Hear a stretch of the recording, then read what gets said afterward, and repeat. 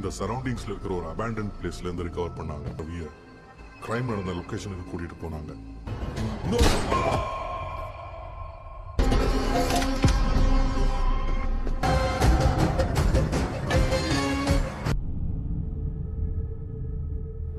This is Vikram Kumar. Subramani melangkahkan kakinya ke kantor polisi dan melaporkan sesuatu pada polisi yang tengah bertugas. Dalam keadaan mabuk, telah menuliskan semua laporannya pada secari kertas dan langsung menyerahkan kepada Elu Malai, seorang petugas polisi yang kali itu tengah bertugas. Ia mengatakan kalau selama beberapa hari ini ia diteror oleh seseorang hingga membuatnya takut nyawanya akan terancam. Subramani yang mengaku sebagai seorang penulis malah diminta kembali ke rumahnya tanpa pengawalan yang ketat dari anggota polisi. Subramani mengendarai sepeda motornya dan menuju ke kediamannya.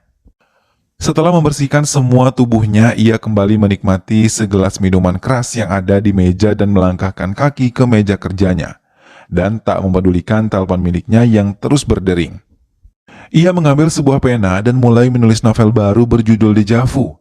Dalam tulisan itu, ia menceritakan seorang gadis yang tengah diculik berusaha membebaskan diri dan berhasil melarikan diri setelah mengambil handphone yang ada di bagian depan mobilnya. Ia berlari, namun ketiga penculik yang menggunakan topeng tersebut melihatnya hingga langsung mengejarnya. Gadis yang diculik tersebut berusaha menelpon seseorang sambil terus melarikan diri dari kejaran para penculik bertopeng. Subramani menghentikan tulisannya dan mengganti minuman yang habis dengan yang baru. Ia melanjutkan lagi tulisannya dan di dalam tulisan itu ia menceritakan kalau gadis tersebut terus berlari memasuki hutan. Namun sayang gadis tersebut malah tertangkap bahkan dipukul oleh salah satu kawanan bertopeng tersebut. Dalam waktu bersamaan lampu di kediaman Subramani padam. Ia menghentikan aktivitas menulisnya dan membuka jendela serta menghidupkan lilin. Ia kembali duduk di kursinya hingga tak lama kemudian ia tertidur pulas di kursinya. Pintu Subramani diketuk dengan kuat oleh Elu Malai dan Srinaga yang mencoba untuk memasuki kediaman Subramani. Terkejut Subramani mendengar suara bising dari luar kediamannya. Ia mencoba bangun dan membuka pintu. Srinaga langsung menerobos masuk ke ruangan Subramani dan menuduhnya telah menculik Puja yang semalam menelpon kantor polisi. Mereka mengatakan Puja menyebut nama Subramani dan juga Srinaga. Hingga Srinaga mencurigai Subramani adalah sindikat dari penculikan ini. Mereka melihat panggilan telepon Subramani sama persis dengan nomor telepon yang menelpon kantor polisi.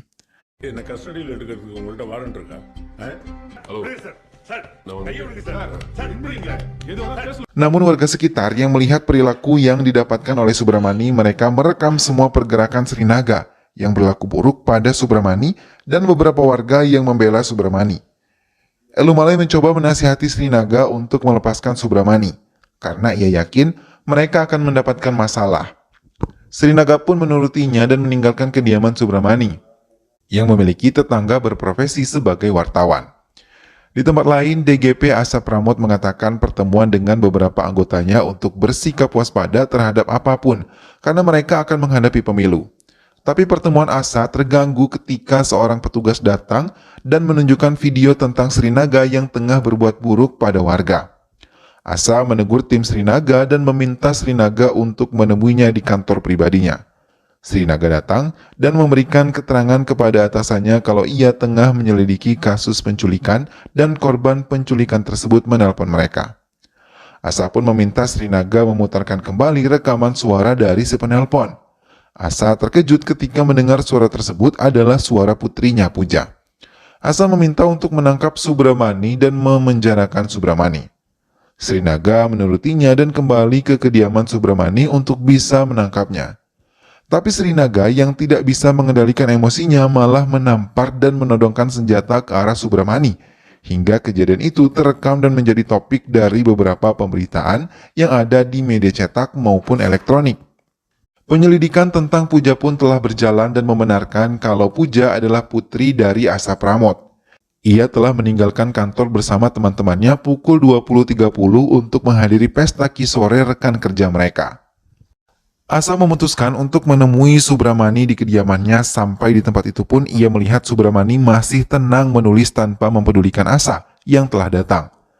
Asa menemui pihak pers yang telah ramai di depan kediaman Subramani. Ia meminta maaf kepada semua pihak dan hal buruk yang diterima oleh Subramani. Asa berbohong dan mengatakan Puja putrinya tidak diculik, melainkan sedang menikmati liburan dan 2 hari lagi ia akan kembali ke Chennai. Ia juga mengatakan telah memecat Srinaga yang telah berbuat kasar pada warga dan juga Subramani. Asa kesal dan merasa menemui jalan buntu, karena ia tidak mau pergerakannya menjadi sorotan media hingga ia menelpon rekannya Kalian untuk bisa mengirimkan agennya untuk menyamar dan menyelesaikan semuanya dengan baik. Kailan pun mengiyakannya dan akan mengirimkan bantuan kepada Asa sesuai dengan permintaannya. Kailan mengatakan akan mengirimkan Vikram Kumar sebagai agen yang akan membantunya. Vikram Kumar yang telah datang ke Chennai langsung menemui beberapa polisi yang menangkap 3 orang pemuda yang mereka anggap sebagai tersangka. Namun dari analisanya, mereka bukanlah tersangka, hingga meminta mereka untuk dibebaskan. Vikram langsung menemui Asa dan memperkenalkan diri. Asa langsung memberikan semua berkas tentang Puja putrinya. Vikram mengatakan kalau ia akan bekerja dengan caranya sendiri dan meminta Asa untuk tidak ikut campur dengan caranya. Ia hanya meminta 2 asisten, HP, dan mobil sebagai alat penunjang untuk menyelesaikan misinya kali ini. Asa pun mengiyakan dan memberikan semua yang diperlukan oleh Vikram. Psikiater yang telah memeriksa Subramani mengatakan kalau Subramani adalah penulis yang pintar dan ia tidak ada gangguan jiwa sama sekali. Asa telah mengirimkan Praven dan Anwar sebagai tim pembantu untuk menyelesaikan misi Vikram. Mereka mulai menjalankan semua yang diminta oleh Vikram untuk membantunya.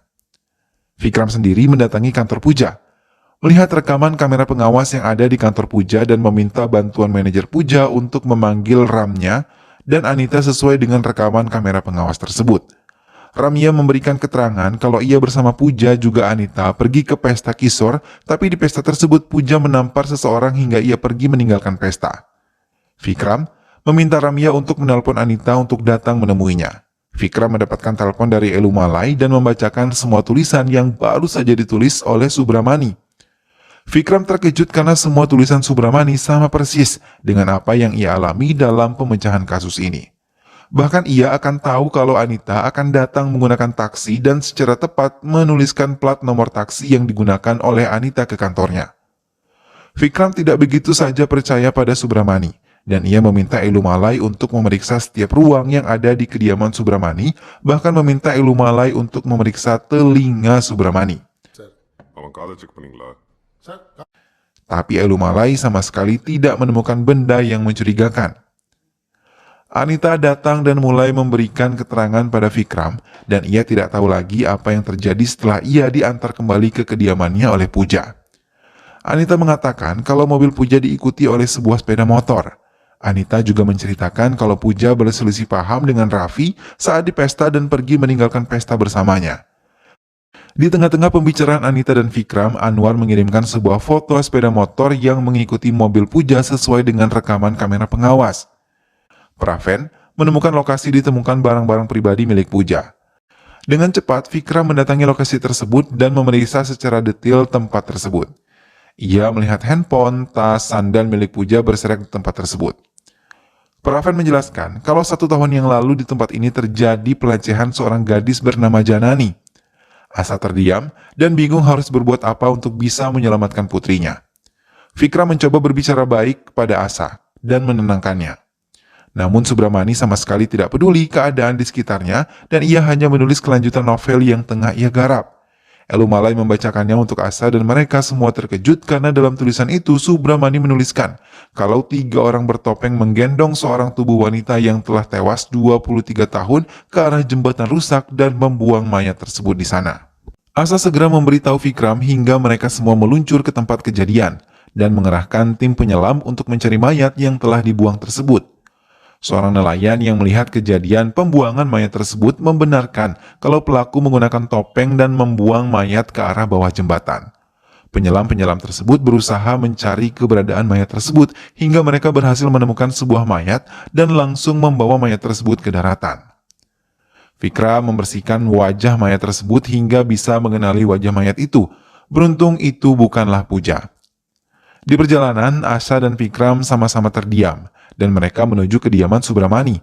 Tanpa bisa mengendalikan emosinya, Fikram memukuli Subramani, tapi Asa melerainya dan mencoba untuk menenangkan Fikram. Dengan cepat Fikram meninggalkan kediaman Subramani dan menelpon kedua timnya untuk mempercepat kerja mereka dan melaporkan semua yang mereka telah dapatkan dari penyelidikan yang telah mereka lakukan. Fikram kembali menemui Subramani dan memaksanya menulis lagi, tapi Subramani dengan tenang mengatakan kalau menulis adalah proses kreativitas yang tidak dapat dipaksakan. Kada sir, creative process. Subramani tetap menulis dalam tulisannya dan ia menceritakan kalau ada seseorang datang ke kantor polisi untuk memberikan keterangan penculikan. Namun mobil yang digunakan pelapor tersebut menghalangi jalan seorang petugas dan memintanya untuk memindahkan mobil miliknya ke tempat lain. Fikram dan yang lain pun mendatangi kantor polisi dan langsung memeriksa rekaman kamera pengawas yang ada di dalam kantor polisi karena ia tidak menemukan pelapor.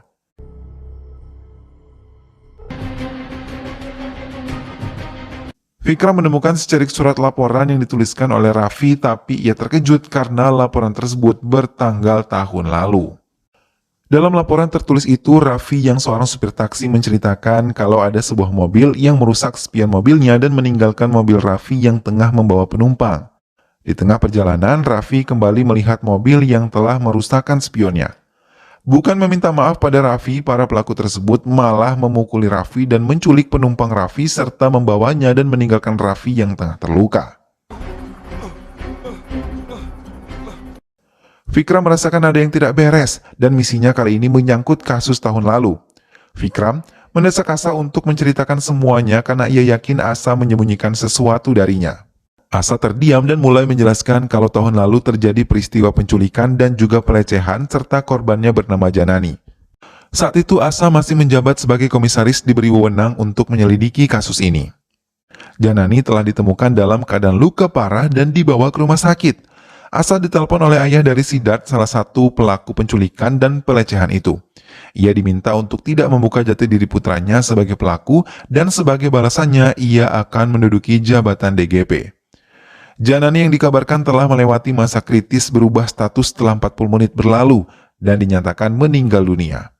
Asa pun berbohong dan mengatakan pada media kalau ia telah berhasil menangkap pelaku dan akan dihukum sesuai dengan perbuatan mereka. Namun tanpa diketahui oleh masyarakat, Asa membawa 3 dari 4 pelaku tersebut ke tempat lain termasuk Raffi untuk menunjuk mereka sebagai pelakunya. Raffi pun mengiyakan dan mengatakan kalau mereka adalah pelakunya. Tiba-tiba, Asa menyerang mereka satu persatu termasuk Raffi.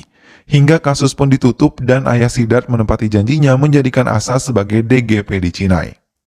Maka Asa merasa bingung melihat Raffi bisa datang kembali ke kantor polisi dan memberikan laporan penculikan seperti yang dilakukannya tahun lalu.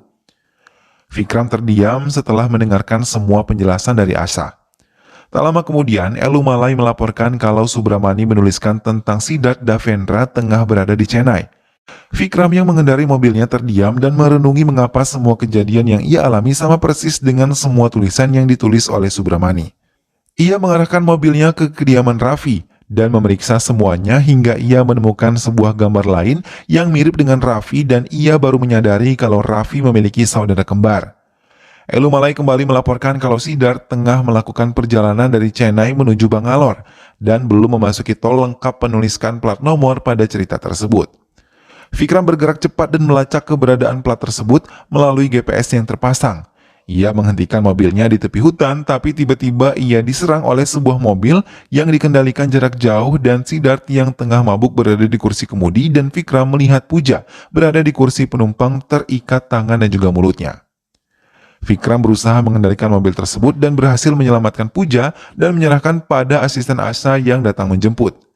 Fikram mengendarai mobilnya dan masih menyelidiki kasus ini yang ia anggap belum selesai. Ia mendatangi Anwar yang telah menyelidiki sebuah alamat sesuai dengan sepeda motor yang mengikuti Puja sepulang pesta. Mereka mendatangi gedung tersebut dan menemukan 2 orang pemuda yang mengendalikan mobil Siddharth.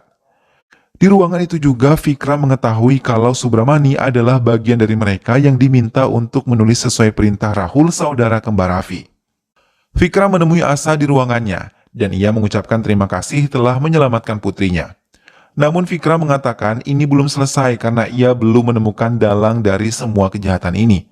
Asa meminta Fikram membawa Sidat, Rahul, dan Subramani ke tempat yang tidak bisa dilacak dan ia akan melakukan hal yang sama seperti yang ia lakukan pada ketiga pelaku pelecehan Janani.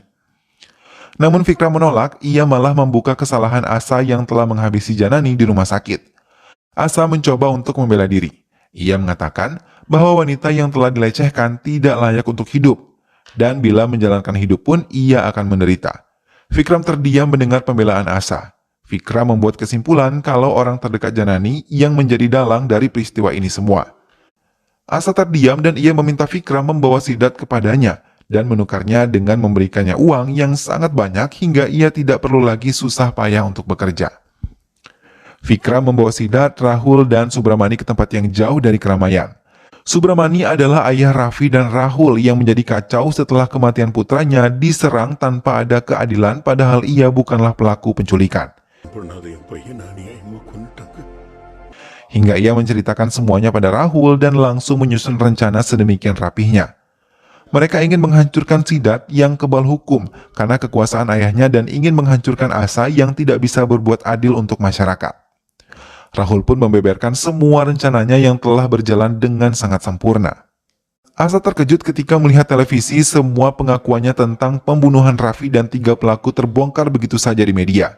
Asa mencoba menegur Fikram, tapi Fikram sama sekali tidak takut akan ancaman yang diberikan oleh Asa. Sidat tertawa dan mengatakan kalau ia akan selamat dan akan bebas dari hukum yang bisa ia beli. Mendengar hal itu, Fikram mengendari mobilnya dengan memundurkannya dan dengan kecepatan tinggi ia menghantam tubuh Sidat hingga terpental ke danau di hadapan Rahul dan juga ayahnya. Di kediamannya, Asa tiba-tiba mendapatkan telepon dari Fikram Kumar yang menjadi agen Kailan. Ia menanyakan kesiapan Asa menerima bantuan darinya. Asa terdiam dan ia menyadari kalau Fikram yang ini bersamanya bukanlah Fikram agen yang dikirim oleh Kailan. Ia mulai menyadari kalau Fikram adalah kekasih Janani dan dalang dari permainan ini semua. Fikram yang mengendari mobilnya menjauh dari tempat Rahul dan ayahnya berada. Ia teringat saat pertemuan tubuh Janani, ia mendatangi rumah sakit dan mendapatkan keterangan dari dokter kalau Janani telah melewati masa kritisnya namun harus menjalani pengobatan penuh selama 4-5 bulan untuk memulihkannya. Tapi tiba-tiba Janani diumumkan meninggal dunia. Fikram langsung mendatangi dokter yang telah memberikannya keterangan Janani telah sembuh. Ia menceritakan saat itu komisaris Asa datang bersama kepala rumah sakit dan meminta semua perawat meninggalkan mereka dan Janani. Setelah itu Janani meninggal dunia. Ia sama sekali tidak mengetahui hal yang sebenarnya telah terjadi. Sejak itu Fikram mendendam dan berusaha mencari celah untuk bisa membalas dendam pada Asa hingga ia menyadap telepon Fikram Kumar, agen Kailan, dan memintanya datang 2 hari kemudian. Hingga Fikram bisa menjalankan rencana yang telah ia susun untuk membongkar kejahatan Asa tanpa memperlihatkan dirinya di hadapan umum. Puja yang telah mengetahui kejahatan dan ketamakan ibunya terdiam dan menangis sedih dan ia bahkan tidak mau berbicara pada ibunya. Asa memasuki kamar pribadinya setelah tahu semua tentang dirinya terbongkar, dan tak lama suara tembakan terdengar dari kamarnya. Polisi yang mendapatkan berita ini langsung menyelidiki apakah kasus ini bunuh diri atau kasus pembunuhan. Fikram mendatangi makam Janani dan mengatakan tugasnya telah selesai untuk membalaskan semua orang-orang yang telah membuat Janani menjadi tersiksa. Dan film pun selesai.